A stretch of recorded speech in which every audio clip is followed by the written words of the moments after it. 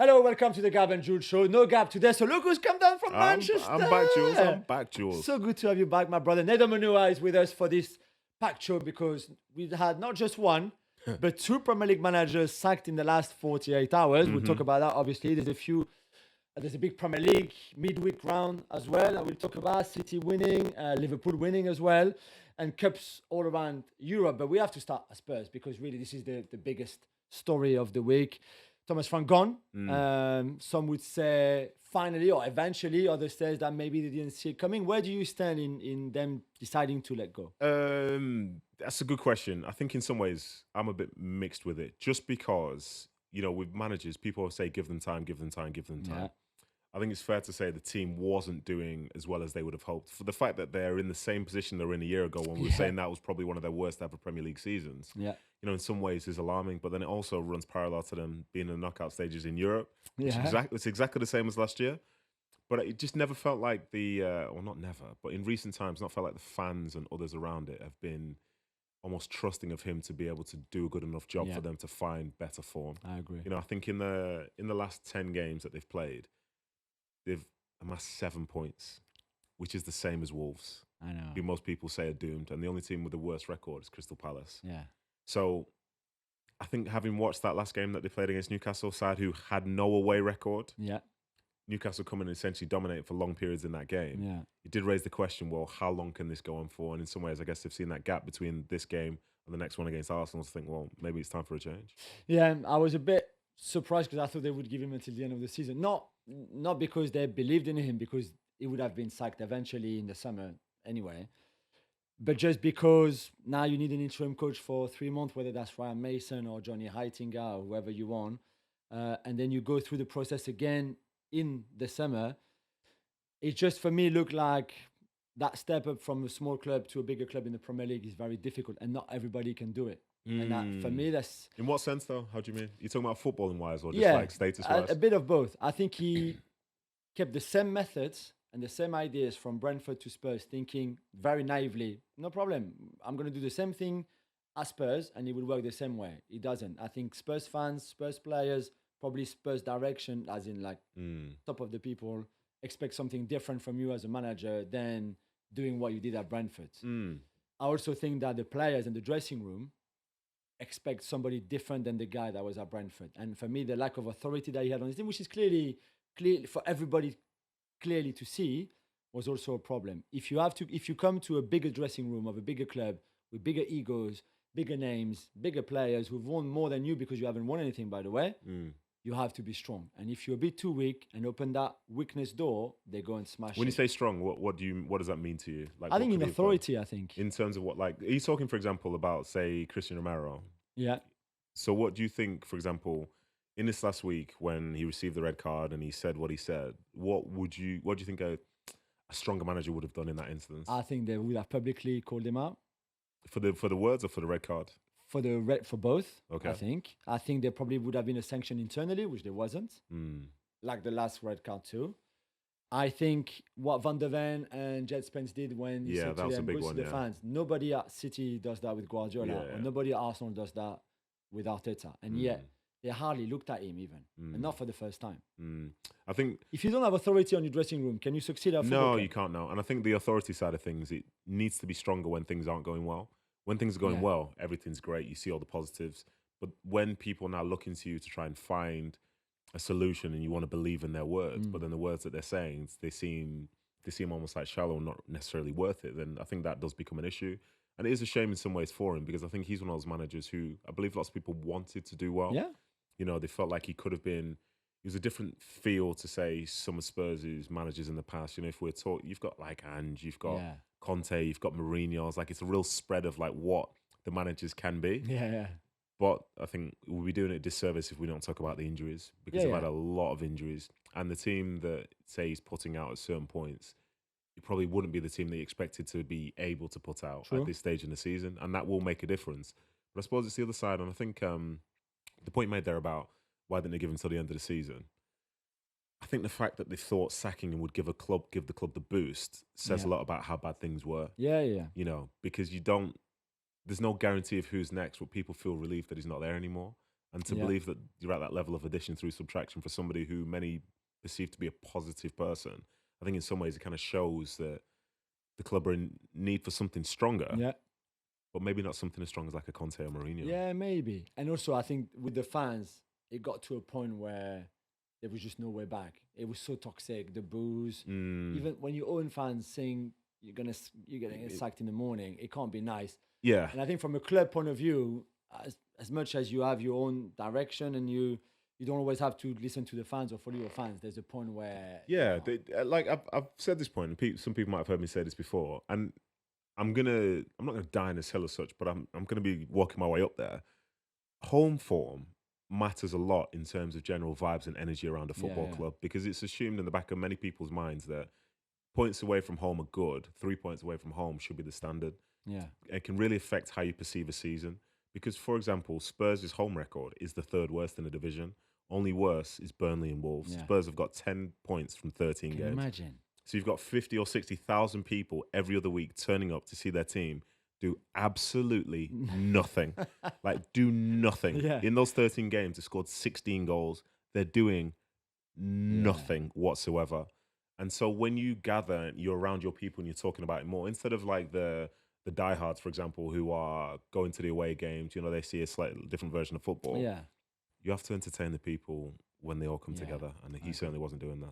I agree. We'll discuss more the sacking of Thomas Frank, of course, at Spurs in the Gab Juls podcast. So make sure you download that and listen. Right, Nez, let's continue this chat. Just on the injuries that you mentioned earlier, they've lost Odegaard again on Tuesday night. And I was told this morning he would have a knee surgery, which I think will keep him out all the way until the end of the season, and then a bit of that.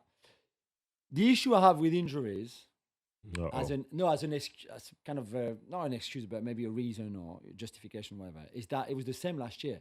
So there's clearly a problem within this football club where how can you have 2 seasons in a row, 12, 13, 13 players out for a long time at the same time, year after year? Is it your medical staff, by the way, that they changed twice already last season? Is it the way you train? Is it something with this dressing room that is maybe not doing everything they should outside of the games to not get injured in terms of what they eat, what they sleep, recoveries, I don't know, whatever? Is the rehab the problem? So when they come back, they then have a setback again. What's happening with Kulusevski, man? This is the longest mystery injury in the history of mystery injuries. So I'm just like, okay, I understand that it was difficult for him at times. Those injuries explain why he kept changing the team all the time? Formation was different, your midfield was different, your back four was different, your front three was different all the time, and there was no consistency in there. And by the way, Neds, there was not much consistency in game after game. They could have 20 good minutes or 30 good minutes in the second half, but the first half was dire. Yeah, I think that's fair. In regards to the injuries, it's tricky because some of the injuries and stuff are not like re-injuring the same thing. I think there've been a few knee injuries as well, which haven't helped, because these are long-term ones, and maybe you could argue those guys are now chasing like a strong level of fitness after that. But it is very, very strange, and it's a lot of players. Like, I'm just looking now, and this is missing players. You had Benton Cole, Bergvall, Danzo, Davies, Kudus, Kulusevski, Madison, Porro, Richarlison, Romero, and Udogie. Yeah. And now you've got Odegaard out as well. I don't know how many players are named there, but that's a lot of people. That's almost a starting 11, pretty much. That's the awkward point where, like, as a football club, you don't have that many treatment beds at the training ground. you're having to book in slots now. Says, oh, unfortunately, this guy's on at this time. But it's way too much, and you do have to have an internal review of like why this is happening. Yeah. Because it's not necessarily like people have injuries around the league, sure, but not many teams have that many. Yeah. There needs to be something really significant to look into that so that it doesn't happen again in the future, which is obviously what you thought they tried to do last year. Yeah. But 2 years in a row of it is outrageous. Yeah. But the sort of game management stuff, what's the best version of Spurs under Thomas Frank? I don't remember them controlling games of football. Never. So that's not what he did at Brentford either. Yeah, which is fine. But then I suppose for me, a lot of the teams up near the top, there's some point where they do that. Yeah. They'll score more than the opposition and almost break the opposition spirit at key times by, say, putting the foot on the ball, keeping possession and so on. And I know that generally, like, the public doesn't like that. But having played against teams like that, sometimes being 1-0 down feels like it could be 10-0 down Yeah, because yeah, you've not seen the ball for so long. yeah. But yeah, they end up being the side where teams always feel encouraged because they'll always have a spell. And Spurs will have a spell as well. But what Yeah, does that yeah. spell look like? Is it sustained pressure for long periods of time? I'm not sure. And, the prime example is that game against Man City. They go from being in a very awkward position that first half of being really, really poor Yeah. to find the momentum in the second. And that's good for them as such. But you'd expect a really good side to not be so Jekyll and Hyde. Yeah, You definitely. just like you're craving consistency from But everything. could that be on him as well? Because there's something that we said earlier in the season about him. Yeah, and I think he admitted himself privately, certainly, that he could not transmit the energy that he needs and wants or had at Brentford to go back to the point where he wanted to be the same as Spurs and he was at Brentford, which I think was never going to work. But could not get the energy from the fans, could not get the energy from the players. So is that on him? I think in some ways it probably is, yeah, because you're talking about 11 individuals out there on a pitch trying to represent a team, but they won't all think the same thing. So sometimes the manager has to come and tell them what they have to think, Yeah. how they have to play in a game, strategies to put the opposition under pressure straight away. Like even think of, for example, I don't know if they still do it this year, but PSG last year when they kick it into the corner from kickoff, that immediately puts the opposition under pressure. That is the definition of starting in a manner which puts you on the front foot. Yeah. Instead of say moving things just side to side, just getting a touch and just like blending yourself in. So I think some of that would come down to him because if it's 1 week, fine. If it's 2 weeks, okay, that's strange. But if it's week in, week out, it's poor. And having worked on, say, like us working on EFC so much, like you listen and you learn from different perspectives. And one that I loved one time was Stephen Ickle talking about if you start fast, you can slow down. But if you start slow, you might never find the pace of the game itself. True. And say an example was yesterday. So City won 3-0 against Fulham, and Fulham came off the pitch at the end of the game thinking that they did well in the second half, I imagine. Which they did, yeah. But the only reason they did is because City had won the game in the first half. It was 3-0, and they became very, very comfortable and just worked on other things. Yeah.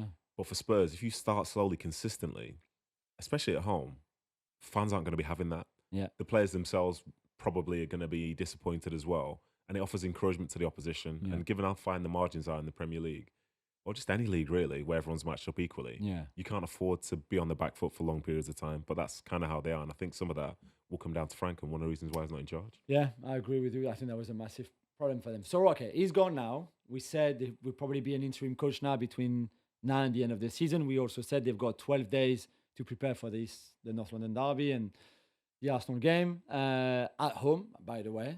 So in terms of new manager bounce, Oh, gosh. I know. It's either that or you lose and you get smashed and then it's even worse. But it looks like Mauricio Pochettino, who will be out of contract with the US men's national team after the World Cup, he's the preferred option from the board to bring him back to the club. He seems quite happy to come back to the club as well. He wants to go back to club management and to England. Anyway, do you like those kind of comebacks after a first stint somewhere? We saw, obviously, Mourinho doing it at Chelsea and a few others. I don't think it's a good idea, but that's just me. So personally, overall with the comebacks, I don't think they're a good idea. I think Spurs fans that I've heard of do think it's a good idea. And it's because they have that sort of romantic, emotional connection to him because some of their best years in the Premier League came under him. You know, not just that year when Leicester won the title. There was another year where I think they were in the late 80s point mark and they finished second as well, possibly to Chelsea. So he's got a legacy at Spurs which goes beyond however we feel about him and managers returning. True. Is that a reason good enough to bring him back? Well, it's not. I don't think it'd be a good appointment. Personally, I don't think it would be because I think for where Spurs are now compared to when he was last in charge, it's two completely different things. I think even the makeup of the squad, the nature of the Premier League now, I don't know if him coming back, like for as much as it might evoke feelings of like success in times gone by, relatively speaking. I think the quest to find that success now with him in charge of this group of players in his current Premier League environment, I don't think they get there. I think it's like a longer term thing. And if it's a longer term thing, is Pochettino the right guy to bring in? I know. And I think he would only come back with the right conditions, which probably means even outside of financially, a lot of power that he didn't have, if you remember, when he was there the first time with Daniel Levy. Do you remember there was that spell of 2 years or 18 months where they didn't sign anybody for him? I don't think he would go back to those kind of conditions. So if they're ready to basically give him the keys and say, "Here you go, do whatever you want. We'll back you up all the way." Like, Do you think his or the nation's performance at the World Cup will matter to how he's perceived if he was to go to Spurs next season? nah, I don't think so. Why not?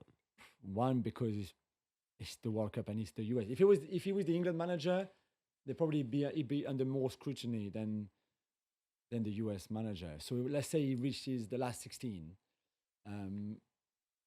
If you're a Spurs fan, whether he reaches the last 16 or the quarterfinals, does that make a difference to you? I think what's more interesting, to go back to your point, is what he did at Chelsea. And that season, that was really up and down, more down than up. What he did in Paris for 18 months. But again, that was probably more down than up. And that's the last two club experiences that we had from him. And I'm not sure that was convincing to the point that Spurs fans would get super excited. Oh, he's back.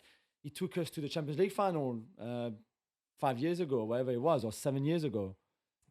Yeah. Not sure. I think what I would say as well, to link two things, you were talking about Thomas Frank being harder on Christian Romero. Yeah. It'd be interesting to see what someone like Pochettino would say, Yeah. especially when someone's talking about something that's not just football, given how he thinks Timothy Weah is one of the worst people on planet Earth for trying to speak out for the everyday. And I wonder if that's a bit of a red flag, you know. For me, that's a red flag flying quite high. I agree. But for others, I guess they just want their old manager back. Maybe. I mean, for sure, the next few weeks and few months, we'll talk a lot about the search for a new manager at Tottenham. For now, let's see what happens between now and the Arsenal game.